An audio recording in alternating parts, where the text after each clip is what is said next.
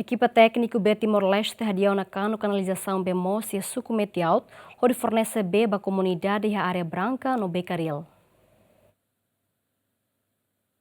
E a semana Hirakliuba, comunidade aldeia Fatukama, Sucometiau, posto administrativo Cristo Rei, município Dili. Lá acesso a Bemos, a empresa pública B Timor-Leste, tambacano canalização Becoto. A situação né, comunidade Metiau, talibur udan ben, onde usa a necessidade lorloron. Mas bem, a segunda semana né, parte técnico BTLP, hadia ona cano canalização Bemos, ne Becoto e a área Metiau, no dadão né, BTLP fornece ona B, ba comunidade hodiak. A área branca, mas foi no acontecimento kanu ida kotu ia ponte okos ia restaurante California ni sorry então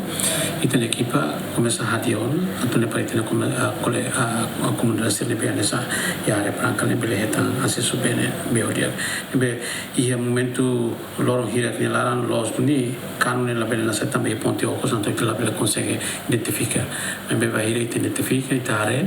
vamos aí tem a comunidade se ou tem cliente balo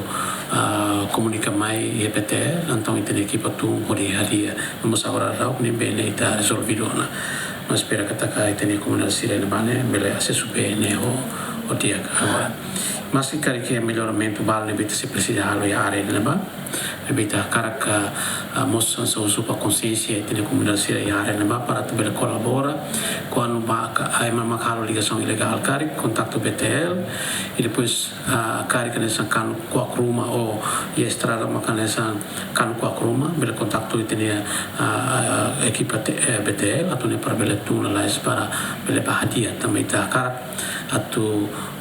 bele acesso be odia então o de colaboração todo atune para bele hadia tinha bem odia antes ne comunidade área branca no Becaril husu BTLP atu hadia lalais no canalização no B e área Metiaut, no ne bele acesso fali Bemos. Aldeia Fatukama ia uma kain atus rua resin, ho população atus nen. Durante ne, BTLP estabelece ona zona hamutuk sanulo resinida, no cada zona coloca emana lima ho di tau mata na ba canalização no Bemos e a capital Dili. Abraão Amaral, GMN.